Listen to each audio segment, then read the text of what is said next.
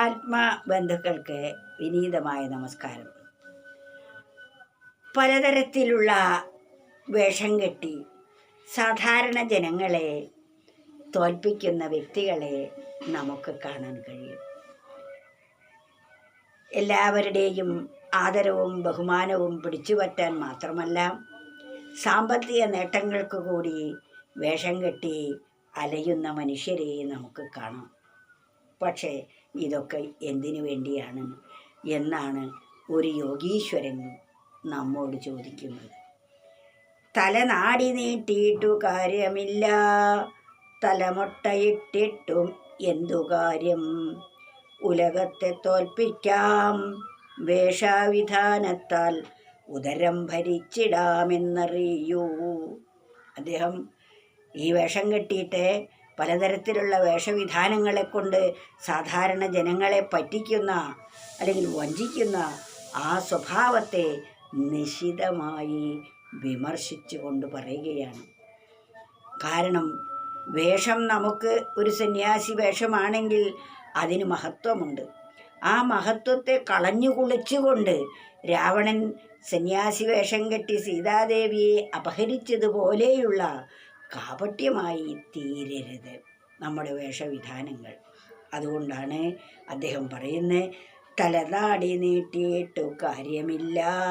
തലയും താടിയുമൊക്കെ നീട്ടി മഹായോഗിയായി മൗനിയായിട്ട് ചിലരിയ്ക്കും. അങ്ങനെയൊക്കെ ഇരുന്നത് എന്തുകൊണ്ടാണ് പ്രയോജനം? അതുപോലെ ചിലർ തലയും താടിയും നീട്ടിയിട്ടാണെങ്കിൽ ചിലർ തലമൊട്ടയിട്ടിട്ടാണ്. തലമൊട്ടയിട്ടിട്ടു കാര്യമെന്ത്? തലമൊട്ടട്ടു, തല നമ്മൾ നീട്ടി, തലയും താടിയൊക്കെ നീട്ടി വലിയ യോഗിയായി അഭിനയിച്ചു നടക്കുന്നത് കൊണ്ട് എന്ത് പ്രയോജനം? അതാണ് ഉലകത്തെ തോൽപ്പിക്കാം. അതുകൊണ്ട് ലോകത്തിലുള്ള സാധാരണക്കാരായ ജനങ്ങളെ തോൽപ്പിക്കാം, ഉദരം ഭരിച്ചിടാം എന്നറിയൂ. ജനങ്ങളെ തോൽപ്പിക്കാം, തൻ്റെ വയറ്റിപ്പഴപ്പിനുള്ള വരുമാനവും അതിനെ മാറ്റുന്നുണ്ട്. അതുപോലെ പലതരത്തിലുള്ള വേഷവിധാനങ്ങൾ കെട്ടി ജനങ്ങൾ നടക്കാറുണ്ട്. ആ വേഷവിധാനങ്ങളിൽ നാം പെട്ടുപോകരുത് എന്നാണ് പറയുന്നത്. അതാണ് തലതാടി നീട്ടിയിട്ടു കാര്യമില്ല, തലമൊട്ടയിട്ടിട്ടു കാര്യമെന്ത്, ഉലകത്തെ തോൽപ്പിക്കാം വേഷവിധാനത്താൽ, ഉദരം ഭരിച്ചിടാം എന്നറിയൂ.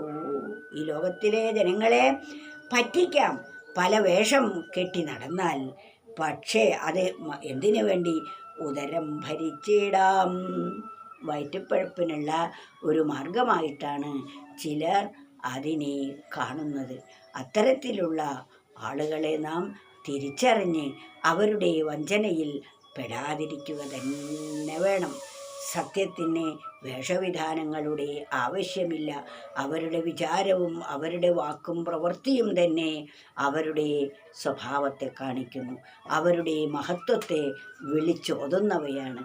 അതുകൊണ്ടൊരു വ്യക്തിയുമായി അടുത്ത് പെരുമാറുമ്പോൾ അവരുടെ വിചാരം വാക്കായും വാക്ക് പ്രവൃത്തിയായും മാറുന്നു. വിചാരവും വാക്കും പ്രവൃത്തിയും ഒന്നാകുമ്പോൾ അത് ലോകത്തിന് നന്മയായിട്ടാണ് ഭവിക്കുന്നതെങ്കിൽ അവർ സജ്ജനങ്ങൾ അല്ലെങ്കിൽ ഉത്കൃഷ്ട വ്യക്തിത്വത്തിൻ്റെ ഉടമയായിത്തീരുന്നു. എന്നാൽ അവരുടെ വാക്കും വിചാരവും പ്രവൃത്തിയും തനിക്കും ജനങ്ങൾക്കും ദുഃഖത്തിന് കാരണമായിട്ടാണ് ഭവിക്കുന്നതെങ്കിൽ അവിടെ അവർക്ക് ദുഃഖമാണ്, ലോകത്തിനും അവരെ കൊണ്ട് ദുഃഖമാണ്.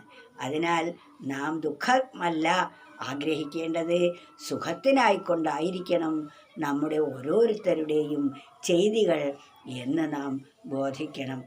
തലതാടി നീട്ടിയിട്ട് കാര്യമില്ല, തലമൊട്ടയിട്ടിട്ടു കാര്യമെന്ത്, ഉലകത്തെ തോൽപ്പിക്കാം വേഷവിധാനത്താൽ, ഉദരം ഭരിച്ചിടാം എന്നറിയൂ.